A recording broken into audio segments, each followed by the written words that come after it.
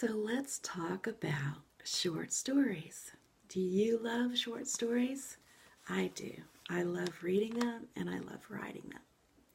And I started out as a fiction author writing short stories. I had a short story published in a local horror anthology before I ever wrote my first novel. And it had a heavy element of romance. Not surprising. I've always loved short stories, and there are so many wonderful short story writers that are my favorites. My favorite story of all time is O. Henry's Gift of the Magi. And if you haven't read that story, you really must. It's a Christmas story, and it's beautiful and heartwarming. I have a story about that story, which I'll tell in a different video one day. But I now have my grandfather's complete set of O. Henry, which includes the volume which has the Gift of the Magi. And I read that story every year at Christmas. It's a tradition for me. So, of course, another famous story of O. Henry's is The Ransom of Red Chief. And if you haven't read that one yet, you really must. It's about a boy who is held for ransom, and they find out that they really might want to give him back because he's a lot of trouble. So it's a fun story. Of course, there are awards out there today, famous awards. There's the O. Henry Award.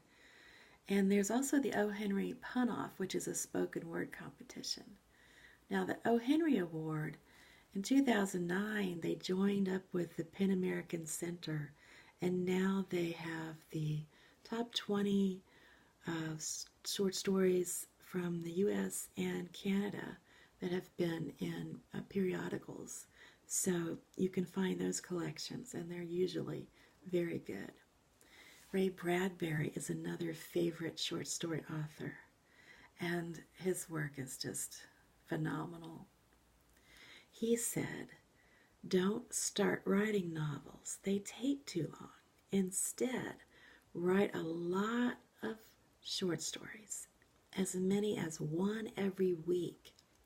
He claimed it wasn't possible to write 52 bad stories in a row, so it was a good practice for an author to get into, and I agree with him wholeheartedly. His advice also was to every night read one short story, one poem, and one essay. And I think that would be a lovely practice. It would definitely enhance your writing.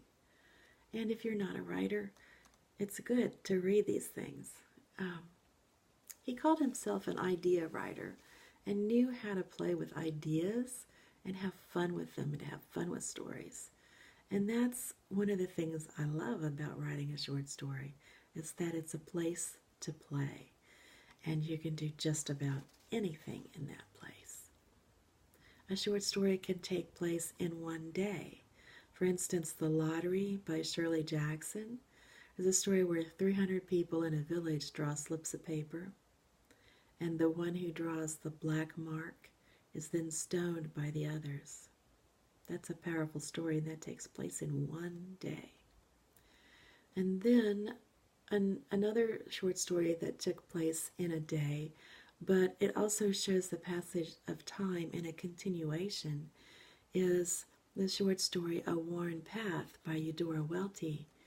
She was an old black woman who takes Eudora Welty was the author. In the story, an old black woman takes a path to go and fetch her grandson's medicine for his throat, which he needs because he had swallowed lye, and he needs this medicine again and again and again. And he'd had trouble ever since, so The Worn Path, the title makes sense when you know what the story's about. Notice that The Lottery and The Worn Path are both titles that convey a lot in a few words, and that's something that short stories do.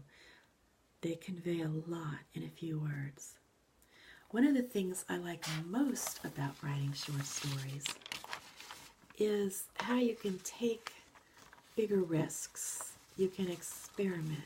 Or with a novel, you have so much more invested in the story. It's a way to find out if you like writing that kind of story, and a way to find your voice. Publishing a short story also creates intellectual property, or IP, which can later be sold or optioned to filmmakers, playwrights, or comic publishers. Something that authors don't always think about. Short story awards or being in anthologies can help you move your work out there and keep your name out there.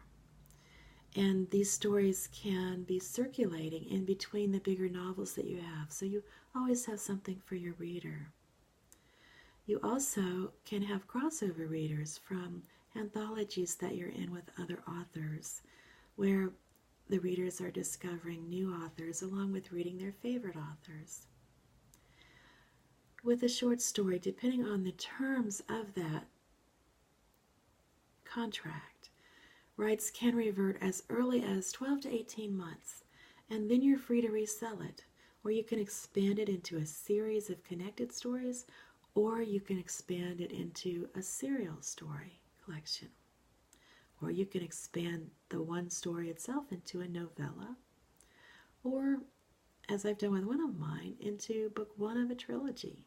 There's so much you can do if you're expanding it, depending on the story and what it lends itself to. Now, I have the story in More Monsters from Memphis, if you can find it. It's out of print, and you would have to go to the used bookstores to find it and possibly search for it. It's not easy to find. I also have 2 short stories with Burroughs Publishing right now, which were in their Lunchbox short program, which was short stories that you could read on your lunch hour. And those were from 6,000 to 12,000 words in length. That line has been discontinued. Vague Directions is a paranormal romance with a shape-shifting hamster. That's right, I said hamster. As I said, I like to play and experiment with my short stories. So now after the rights for that story revert to me, which will happen this year, I plan to expand that story and then release it. Now the second story with them, The 12 Steps of Christmas, is a fairy tale Christmas romance, and the heroine is under a curse. So as I said, I experiment, I play, I have fun, I write different sorts of things when I'm writing short stories. One of my short stories, A Change of Scenery, was with another publisher, Secret Cravings, and they closed their doors. After my rights reverted, I made big changes in the story. I nearly tripled it, and I even changed the heroine's name. It's now the first book in the Hunger Roads trilogy, which is a futuristic dystopian romance featuring a belly dancer heroine and a seal hero. I'm currently working on book 2. I haven't tried serial short stories yet, though the idea intrigues me, and I'm a huge fan of Charles Dickens, who was a master of that. Burroughs Publishing had a romanticized line for stories of 20,000 to 30,000 words, but it closed as well. I had hoped when I sent Vague Directions to them that could then become a serial story through their other line, but that wasn't to be. So I'll be able to expand it when I get the rights back. I do have shorter works in a few Kindle Worlds. Those need to be 10,000 words minimum for me to do one of those. They can, however, be much longer. But it's fun to write a short, fast-moving story. I enjoy it, and I think my readers enjoy it as well. At least the reviews tell me that they do. Now, if you're putting together a collection of short stories, you need 100 pages for your cover and spine to wrap the cover around and look right. The thing is, there's so much room to play with a short story and to really let your imagination out. So there's nothing to be lost by trying, and you might just surprise yourself, and your story might surprise you. When I write a short story, I don't plot at all. I just jump right in and go, and whatever comes out, comes out. It's a symbiotic relationship between the story and me. Now, with a novel, I plot much more, and I think about the ending. So my short stories always surprise me, and I hope that they surprise my readers as well. If you haven't tried writing a short story, I would encourage you to do so. And if you haven't read many short stories, I encourage you to read some. The variety is vast, and there's surely a few out there that you would enjoy. It's just a matter of finding what is to your taste and what is not. Kind of like sampling ice cream. So enjoy reading and writing short stories, and thank you for listening. This is part of my YouTube channel, Author Chat, about the writing life, where I share bits and pieces of my writing life along with tips for writers. So subscribe for more. You can also find my first chapter reads, where I read the first chapter of my stories. And there'll be other little goodies on there as well. You can follow me at debraparmley.com and subscribe to Debra Parmley's Beautiful Day YouTube channel. Thank you.